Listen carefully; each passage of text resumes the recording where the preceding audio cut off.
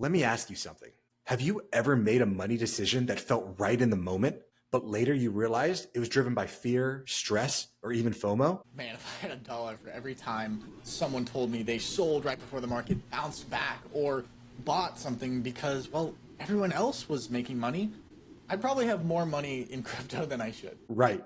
The truth is, our emotions can derail our financial future, or they could become one of our greatest investing superpowers. The difference lies in how we use them. Today, we're breaking down how emotions like fear, greed, envy, hope, and even gratitude shape your investing behavior, whether you realize it or not. We'll show you how to avoid emotional traps like panic selling and chasing the hype. And more importantly, how to leverage positive emotions to stick to your plan, build wealth, and actually feel good about your financial decisions. We're also bringing receipts, real data, real stories, and real strategies you can use right now to become a more emotionally intelligent investor. So, if you've ever second guessed yourself about your big money moves or wondered why investing felt like such a roller coaster, you're not alone. And this episode is for you. This is the Fi Guys. Let's get into it. Today, we're going to be talking about emotional intelligent investing, how to use our feelings as fuel, not as roadblocks. So we have 5 segments today. Segment number 1, the emotional side of investing, why it matters. I think the most important thing to get from this is that investors in no way, shape, or form are rational. In fact, they're predictably irrational, especially under emotional stress.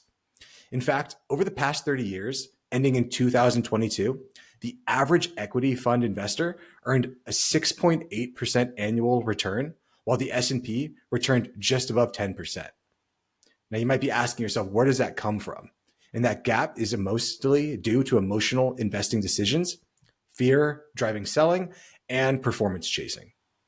So, quick example might be after the 2008 financial crisis, many retail investors sold at the bottom, missing 2009 to the 2013 recovery.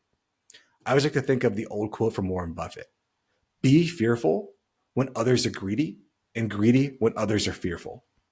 So Dominic, what do you think about emotions and investing? You know, it's such an interesting topic because oftentimes we deal in, well, I don't know what to do, right? And really, oftentimes it's not about a lack of knowledge. It's about a lack of emotional responsibility. There's this quote that I love: you don't need to be smarter than the market. You need to be more emotionally resilient than the market's noise. And you turn on CNBC, you get the Yahoo notifications. Heck, you might even get the notifications from your broker. Right? Market's down this. This is what's happening. And it doesn't help that, we have an administration that's very bombastic, very public, right? They don't hide away in the shadows and then come back 4 years and ask for your vote. No, it's in the news every day, right? So that fear, that noise, what we call it, it's in your frontal lobe. It's just stirring around in there, and it's making you nervous. It's making everybody nervous. But if you can learn to filter out the noise, find the value, and I hate to say it, if you're a longtime viewer of the channel, you know what I'm about to say, right? If you can just know yourself, you can conquer 90% of all investing, honestly. If you can conquer yourself, the battle is won. And that's the hardest thing, right? So much of personal finance is far more personal than it is finance. People love the numbers. They show up for the numbers, the sexy math, because it's quantifiable. There's actually a quote unquote right answer. But your emotions, there aren't a right answer. There's just different shades of what actually works for you. And it's so difficult when we listen to the news. You read financial blogs, you listen to your favorite TikTok person, or, well, not the Fi Guys, but any other person that is putting out financial content. They talk about that. No, you just need to be rational. A rational investor does this. But we're not irrational. If majority of personal finance is far more personal than it is finance, the finance are the numbers aspect. That only makes up 20%, maybe even 10% of being quote unquote good with money. But the other 80, I'd argue even 90% is that personal side. And that personal side, that's you. And you are not a robot. You are emotional. You have emotions. We have developed emotions over millennia in order to be feedback mechanisms for us to be able to act quickly in order to keep us alive, to keep us surviving. And that sounds great when you're on the savannah and something rustles in the bush and we need to move quickly to survive. But when you hear something like, oh, the stock market's down by 20%, stock market's down by 2%, your brain doesn't understand that that isn't a lion rustling in the jungle. Your brain doesn't understand that's just noise. It'd be like walking on a hike and you look down and you see a stick and your brain automatically assumes, oh, it's a snake. So you jump away just to look back and see, oh, it's just a stick. Now imagine you do that again and again and again and again with your investing. But instead of just jumping away, you're selling out, selling at the bottom, buying at the top, chasing the hype, chasing the coin, chasing whatever it is, wait till it goes to the moon. And that's why so many investors stay in this cycle. We all know what we were supposed to do. We're supposed to buy low, sell high. Sounds really, really easy. Unfortunately, it's the hardest thing to do. And it's not hard to do because of the math. It's hard to do because of our emotions. That actually leads me to something I wanted to ask you, and it really pertains to what we're talking about today. You know, I know over your life, you've learned to be very emotionally resilient, emotionally strong, and really calm under pressure, right? I know you've done a lot of things from, jujitsu, doing very difficult things in your whole life, right? But is there something that you can recommend to the average viewer, right? Maybe the average viewer doesn't want to get into jujitsu, right? Totally understand that. But also, why wouldn't you want to get into jujitsu? Right? But yeah, get into jujitsu. Jujitsu is it's the reason you want to make money. Jujitsu. But is there kind of a practice that the average viewer can really take on to be better emotionally, and not just with money, obviously, because we know emotions affect everything. Is there maybe a book or a course or someone you've really learned from to get that emotional intelligence that's helped you fuel your whole financial journey? My whole financial journey, I'm unsure. But when it comes to controlling your emotions, I think it comes to understanding yourself. We already said it in the podcast. Socrates once said, know thyself. And unfortunately, that's the hardest thing to do. It sounds really easy. We all think, oh, I know myself. Like, clearly I know myself. I know my name. I know what time I normally wake up. I know my weight. I know my height. I know these things. But do you really know yourself? When it comes to how do I get better about controlling my emotions, is to recognize that they're just fleeting. They come and they go like the passing of the clouds. And the time that we have issue is when we attach to those feelings and we believe that those feelings are permanent. And I think it takes a person of discipline to put themselves into fire, to put themselves into the suck, so that when those emotions do creep up in real life, because there's so many people that go through life saying, oh, don't worry, when it comes to that bad situation, I'll deal with it then. But we never rise to the level of what we think we're going to do. We fall to the level of our training. And most of us are not training. So what I recommend is to put yourself into the fire, put yourself into things like jujitsu, cold plunge, do hard things, commit to doing something and actually stick to it, to prove to yourself that you are the kind of person that can follow through with what you say, not just physically, but also emotionally. Because our body and our brain, we like to say that they're two separate entities. They are not. They are integrated and they are one. What do you think about that, Dom? It made me think a little bit about like, okay, well, you do the cold plunge, you do the jujitsu, you do something that's very difficult. Why? Right? Here on this channel, we question everything. And kind of the thought process that came from what you were just saying, for me at least, was you want to do things that activate your fight or flight symptoms, your fight or flight reaction. Because that's really what you're going through when you turn on NBC and it's like, market's down 15%. Goodbye retirement. You're cooked. You're done for it, right? You get that anxiety. You get that stress. The heartbeat starts pumping. The adrenaline starts running through the bloodstream. You're in that fight or flight mode, right? So what you're kind of saying is you need to purposely put yourself in that fight or flight mode where you start getting elevated. You start getting a little bit amped, right? But that gives you the opportunity to talk to yourself, slow down, and really, hey, listen, I know it feels like we might get choked out at jiu-jitsu right here, right now. I know it feels like this water is going to kill me because it's freezing. It's cold. We're doing a cold plunge right now, right? It's not going to kill you. You're okay. You're okay being unokay, right? You're okay not being okay. And that's kind of what you're getting at, is to train your mind, train that inner dialogue. Because usually when the fight or flight's active, that inner dialogue shuts off, right? It's just like all pure instincts. I didn't think, I just went. right? And that's great. That's really great. But a lot of us haven't trained that instinct to a T. But maybe you've never even thought about training the fight or flight and being able to think clearly when you're in a unbelievable stressed environment. I also want to just preface real quick before we move on to the next point. You know, you can stress yourself out by doing nothing, right? Just by thinking. You know this. I don't need to tell you what you already know, right? But you can also make yourself feel good just by thinking. And I think so often in life, this has been something that's quite prevalent for me in the last 2 weeks at least, is, I was driving to work and I was stressed. You know how it is. Stresses of life. I was thinking, I was like, if I can stress myself out just sitting here at this traffic light, anxiety, my heart rate's up clearly, I can feel my body changing. Well, then the inverse is also true, right? We go back to our kind of the whole purpose of the podcast, right? Question everything. So I questioned if I can make myself feel sick just by thinking, I can make myself feel good. I'm like, all right, Dom, let's pull from a memory that I just love. Let's go there for a second. And I did. And it brought me to a place where I'm like, wow, that I actually feel good right now. So I know we kind of bit of a diversion, right? A little bit of a digression, but I just wanted to remind you that not all thoughts have to be negative.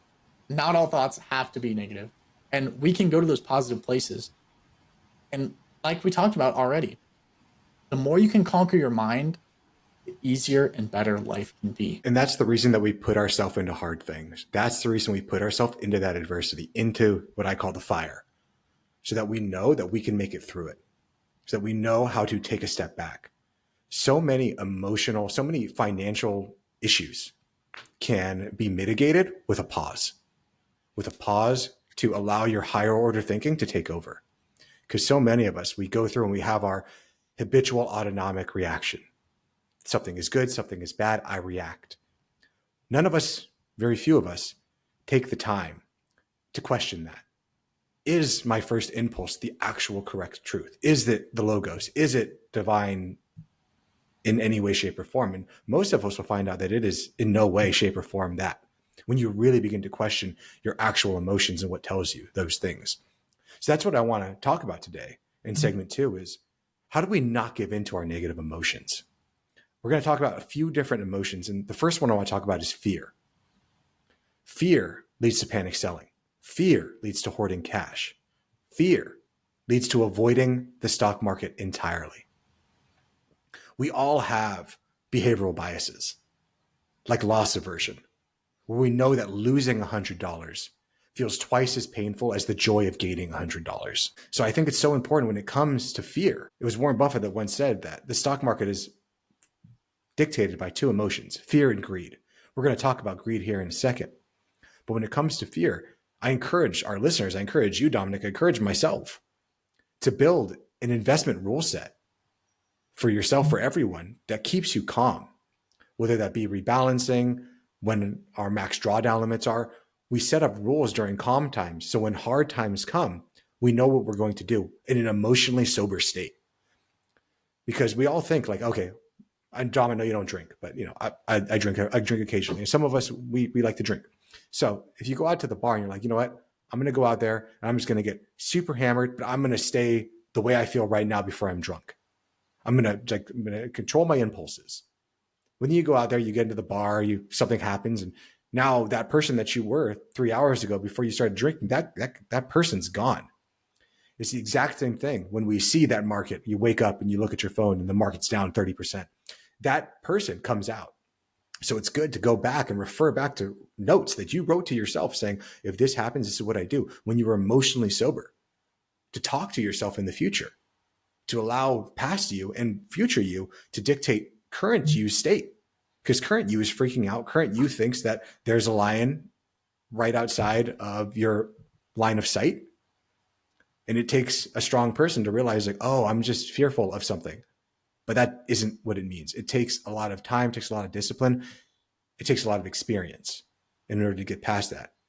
And you can choose to do that today by starting to take a little bit of action. The best investors plan for fear before it shows up. And that's not just for investors, right? That's for life. the more you can plan and kind of walk through every scenario before it happens. And okay, this is how I want to feel when this happens. If this happens, this is our next move from here. Planning gets rid of all, not all, but it gets rid of a lot of the panic and emotions that come with a stressful event, such as the market going down 20%, a new COVID, right? War, Tariffs. tariffs. Yeah, literally so much, so much. My mom always said this quote: if you fail to plan, you plan to fail. And I know some of us are stressed to even open up our banking account. They don't want to see what's in the checking. They don't want to see what's in the savings. I don't want to see what's in my investments. I totally understand that. Totally get that. But you're going to be caught off guard if you don't take responsibility for your own life. I know for me, and many of us wish that all of this was handled for us. You know, I swear, I just went grocery shopping, Sam's Club, and spent like $200-$300. I was like, man, I miss being a kid where I could just be like, can we get cereal? I've been good. I got an egg. Can we get cereal? I'm like, yeah, it's done. And cereal appeared, right? And I didn't have to like go look for a job, get a job, wait 2 weeks, get the paycheck, go to Sam's Club, buy it, right? I miss that. We all wish to be coddled sometimes, right? I totally get that. But that's just not our reality. We have to take responsibility for the actions in our circle and out of our circle. We got to take extreme ownership of the situation that we're in. Only you can craft your destiny. Only you are in control of your life. And I know sometimes it feels like, man, I'm just getting curveball after curveball. I cannot get a grip on this. But it's those days where you don't feel like doing it. You don't feel like getting up. You're like, dude, I'm just getting the crap beat out of me every day. And you still get up.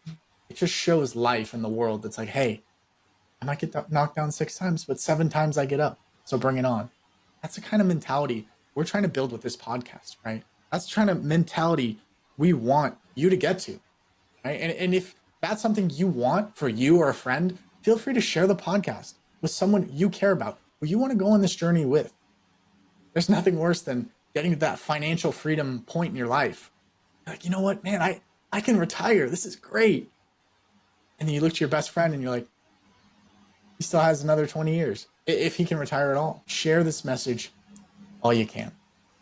Please.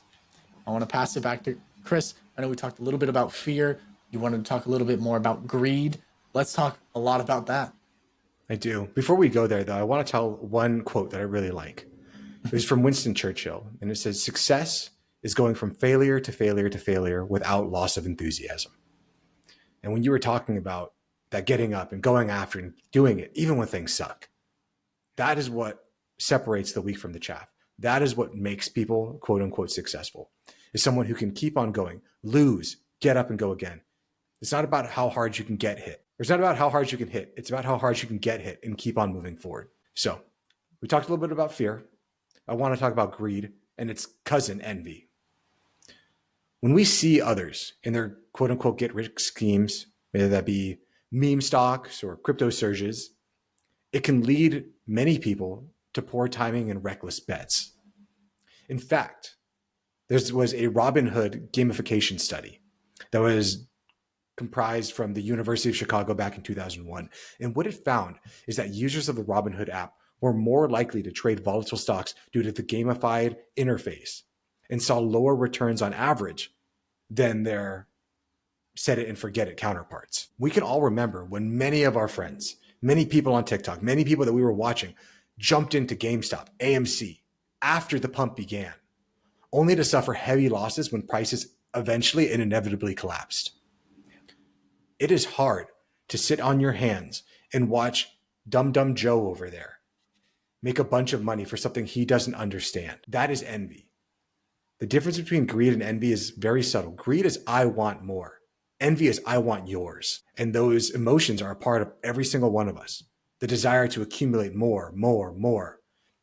And then the anger to see somebody else who you feel is undeserving because they don't know their life. You don't know what they've gone through to get what you believe is yours. Especially if you believe that the world is finite, that there's only so much to go around. Then of course you have to get yours. But we're here to tell you that it's not. The world is abundant. There is so much for all of us. If we're willing to share, if we're willing to allow money to flow, to let energy flow, there is enough for all of us. So envy, greed, if you can let those things go, it's not external. It's something inside of you. Same with the fear. It's something inside of you. The danger is real. The fear is not. I love that. I love that last line. That's something that you can keep with you throughout the day. And one of those things, just let it repeat in there. Right. I love that. So moving on, right? Do we want to talk more about more emotions, right? I know there's more emotions than fear, greed, envy, but those are the ones that Warren Buffett highlighted in the stock market.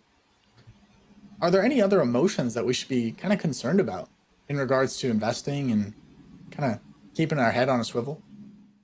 Concern, most likely. There's an infinite number, but for the advent of time, we're going to stick with fear and greed because those are our two largest ones, and envy, which is greed's cousin. But for segment 3, what I want to do is move over to harnessing our positive emotions without losing our discipline. Because we can sit here and talk about all the pitfalls that we can avoid, and we should talk about that, and we feel we already did. And the next thing we need to do is to figure out what can we do in order to use these good emotions, quote unquote good emotions, to make sure that we set ourselves up for the right way. So emotions like hope, confidence, and long-term optimism, these emotions can fuel consistent investing habits like dollar cost averaging, staying the course during volatility. To invest is an inherently positive thing. It means that you believe that the future will be better than tomorrow or than today.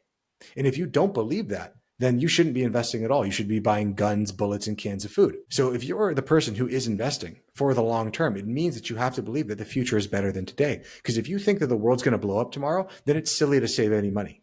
If you don't think the sun's going to rise, if you think nukes are going to pop off, and all these things can happen, well, that means that your investing timeline is different. And if you choose not to invest because of those things, you are taking a different type of risk. Whatever decision you choose to make is a risk. If you want to invest just in physical gold, that is risky. If you want to invest just in the stock market, that is risky. They are all risks. They're all gambles on the way you think the future will unfold. But in order to be a good long-term investor, you have to have hope. You have to have confidence. You have to have the optimism that the future will be better than it is today and that we're moving on an upward trajectory. In fact, there was a Vanguard research study done in 2022 that investors who maintain the long-term diversified strategies saw substantially higher net worths than those who frequently traded in response to market news.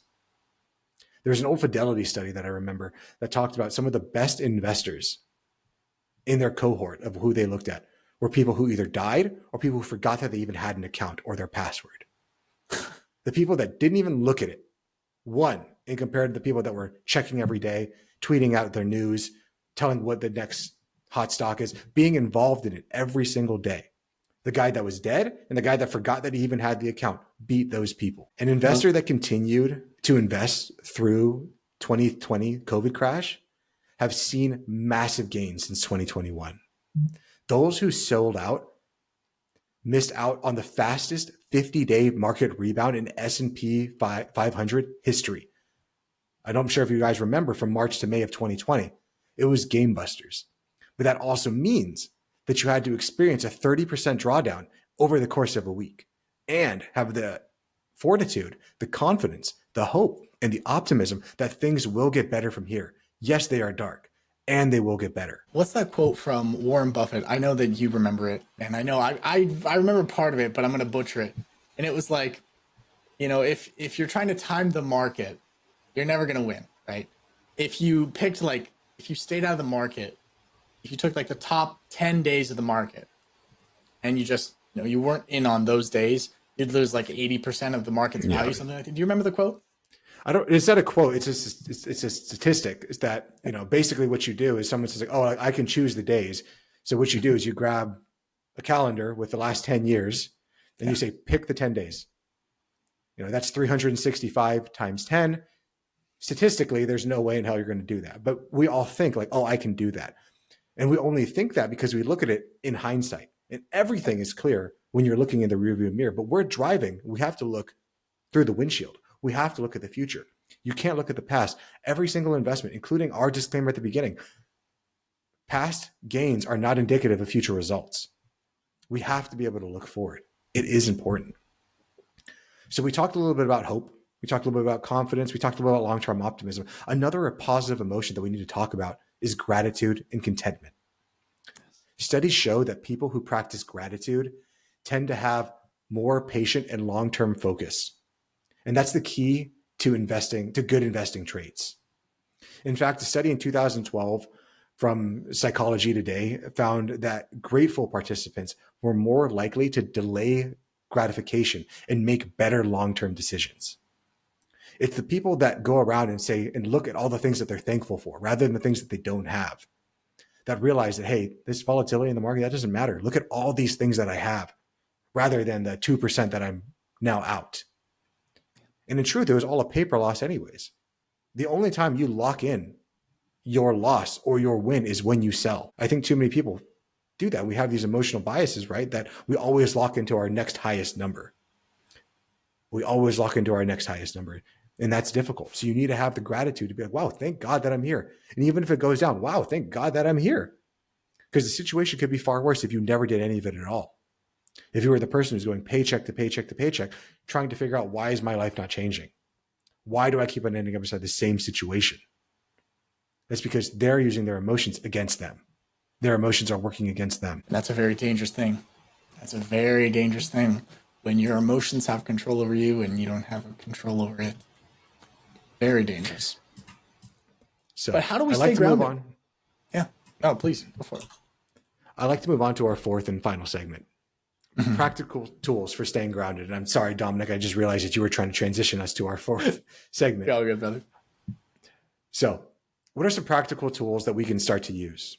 Number one, we've already talked about it when we were talking about the fear. And that's creating an investor policy statement, an IPS. And that's a written plan that includes your goals, your risk tolerances, and your rebalancing rules. You set rules when you're emotionally stable, when you are sober, so that when things hit the fan and you're freaking out, when you think that there is the psychopath right outside of your peripheral view, so that you can make an emotionally right decision. The decision that you made, that you said, I'm going to stick to this when I get there. And I can tell you from someone that has that, it is still hard to stick to it, because there's the famous words of every last investor. This time is different. This time is different. How many times in history have we all thought that the world is going to end, that there will be no tomorrow?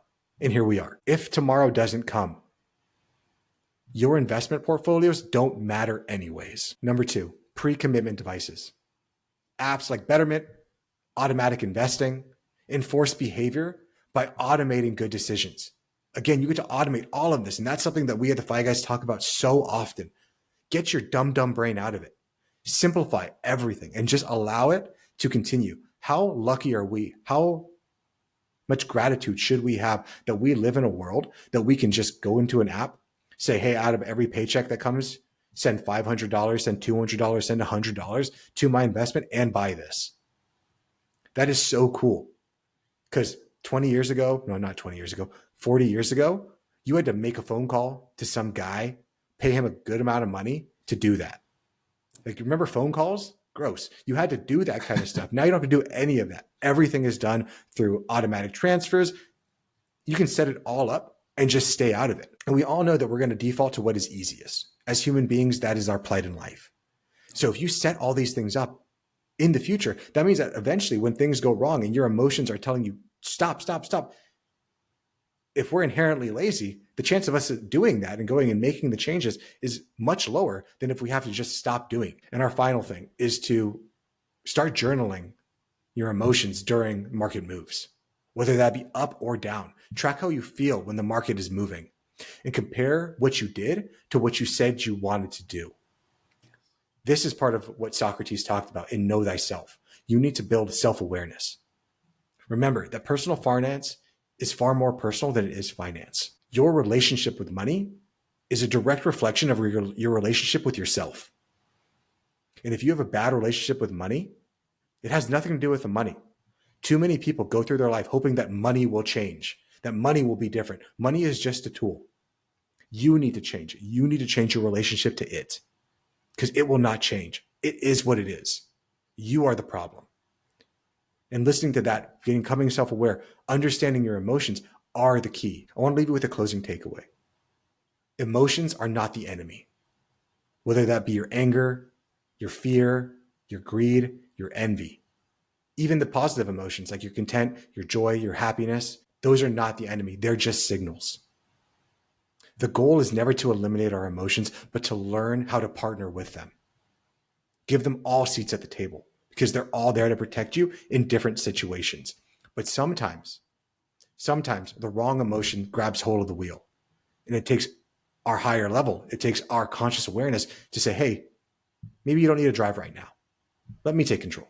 We're okay. Before we get to our action step, Dominic, do you have anything that you want to talk about? No, I really love what you were saying there.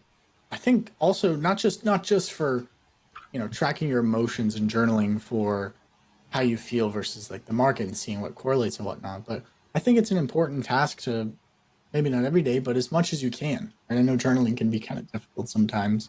I know a few people where I recommend journaling and they're like, but I have nothing going on in my life. What would I journal? Nothing happened. It's like, I promise you something happened today. You didn't just open your eyes, see gray, and then close them and go back to sleep. I'm sure something had to have happened. You know, the closer you can get to knowing yourself, I said this earlier, the easier life gets, right? And the more people you can help. And maybe you're like, what do you mean? I'm not Gandhi. What do you mean help? I'm not a firefighter or anything like that. It's like, no, but you can help your kids. You can help your wife, your husband, your friend group, your community. The stronger you can be, the stronger your community can be. And having that strong why, well, then that makes the how so much easier. And maybe before, when you try to set plans and try to become more emotionally intelligent or try to learn a skill or journal or whatnot, you just tried your best. I love that for you, but it just didn't pan out. Maybe it was because you didn't have a strong enough why. It's kind of what I got from a lot of what we were talking about in this last segment on practical tips to kind of stay grounded and whatnot. But I pass the baton back to you, my friend. And what do we have for the action step? Well, here at the Fi Guys, we are all about action because while we are entertaining, entertainment without action, while we are informational, information without action is just entertainment. And we are There very we go. entertaining, but we want you to take action. Damn it, now you have me getting it wrong. I never used to get it wrong. I blame you for this. I know. I aced it on the last pod, and listen, it's been a crap show ever since. I'm never gonna say it again. I'm not gonna say it again. I'm just gonna leave it on that last one. Cool.